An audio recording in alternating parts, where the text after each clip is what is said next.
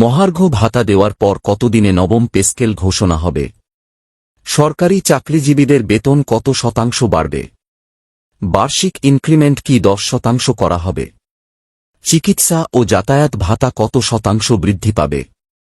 নতুন pay scale দিলে pension কি 100% করা হবে?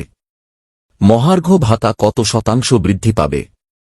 ভিডিওটি শুরু করার প্রথমেই ছোট্ট একটি রিকোয়েস্ট, ভিডিওতে একটি লাইক দিয়ে ভিডিওটি দেখা শুরু করুন। বাংলাদেশে মহার্ঘ ভাতা এবং নবম পে স্কেল নিয়ে সরকারি কর্মচারীদের মধ্যে ব্যাপক আগ্রহ ও আলোচনা চলছে। এ বিষয়ে প্রস্তাবনা, সম্ভাবনা এবং বাস্তবায়ন পরিকল্পনা নিয়ে বিস্তারিত তথ্য নিচে দেওয়া হল। মহার্ঘ ভাতা দেওয়ার পর কতদিনে নবম পে স্কেল ঘোষণা হবে? সরকার ইতোমধ্যে মহার্ঘ ভাতা প্রদানের প্রক্রিয়া শুরু করেছে।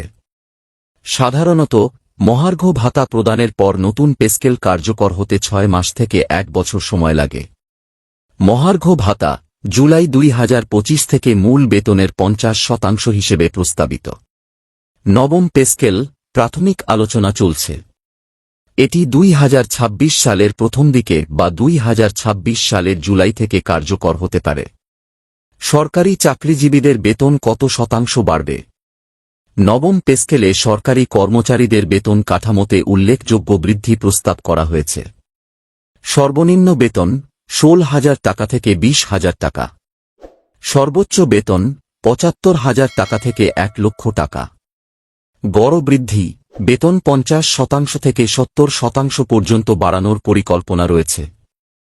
বার্ষিক ইনক্রিমেন্ট কি 10% হবে? বর্তমান বার্ষিক ইনক্রিমেন্ট 5%। তবে নবম পে স্কেলে এটি 10% করার প্রস্তাব বিবেচনায় রয়েছে।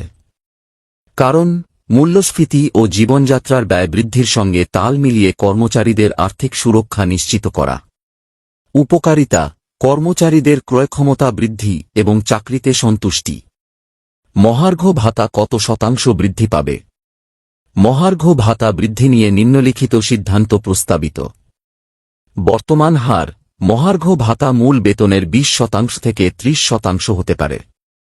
প্রস্তাবিত হার এটি 50% থেকে 70% পর্যন্ত বৃদ্ধি করার দাবি উঠেছে। কার্যকারিতা মহার্ঘ ভাতা অস্থায়ী হওয়ায় এটি পরবর্তী পে স্কেলে অন্তর্ভুক্ত করা হবে। চিকিৎসা ও যাতায়াত ভাতা কত শতাংশ বৃদ্ধি পাবে? চিকিৎসা ও যাতায়াত ভাতা পুনর্মূল্যায়ন করে নতুন হার নির্ধারণের পরিকল্পনা রয়েছে। চিকিৎসা ভাতা বর্তমান 1,500 থেকে 2,500 টাকা হতে পারে। অপ্রস্তাবিত 5,000 থেকে 8,000 টাকা। যাতায়াত ভাতা বর্তমান 1,000 থেকে 2,000 টাকা। অপ্রস্তাবিত 3,000 থেকে 5,000 টাকা।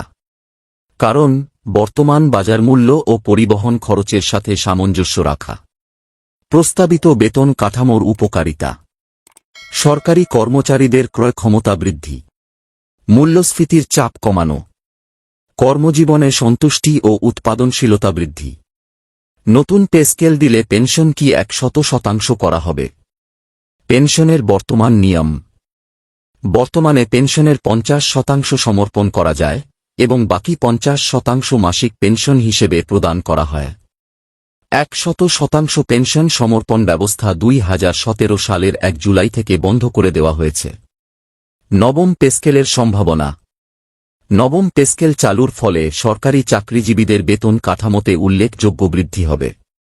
এতে পেনশন হিসাবও নতুন বেতনের ভিত্তিতে পুনর্নির্ধারণ করা হবে। 100% পেনশন সমর্পণের সম্ভাবনা 100% পেনশন সমর্পণ পুনর্বহাল নিয়ে সরকারি কর্মচারীদের একটি অংশ দাবি তুলেছে। এটি চালু করা হলে চাকরি শেষে এককালীন বেশি অর্থ পাওয়া সম্ভব হবে, যা চাকরিজীবীদের কাছে আকর্ষণীয় হতে পারে। মহার্ঘ ভাতা এবং নবম পে স্কেল নিয়ে সরকারের পরিকল্পনা ও সিদ্ধান্ত চূড়ান্ত হওয়ার পর এটি সরকারি কর্মচারীদের আর্থিক নিরাপত্তা এবং সামাজিক অবস্থার উন্নতিতে গুরুত্বপূর্ণ ভূমিকা রাখবে। বর্তমানে মহার্ঘ ভাতা বাস্তবায়নের পর নবম পে স্কেল কার্যকর করার জন্য সরকারের মধ্যে বিস্তারিত আলোচনা চলছে। আশা করি বিষয়গুলো খুব সুন্দরভাবে বুঝতে পেরেছেন। ভিডিওর বিষয়ে যদি কোনো মতামত বা প্রশ্ন থাকে তবে তা কমেন্ট বক্সে উল্লেখ করুন আর ভিডিওটি জনস্বার্থে শেয়ার করুন। আর যারা আমাদের চ্যানেলটি এখনও সাবস্ক্রাইব করেননি তারা দ্রুত আমাদের চ্যানেলটি সাবস্ক্রাইব করুন আর পাশে থাকা বেল আইকনটি প্রেস করুন যাতে আমাদের চ্যানেল থেকে ভিডিও আপলোড করার সাথে সাথে আপনারা দ্রুত পেতে পারেন। এতক্ষণ সাথে থাকার জন্য ধন্যবাদ।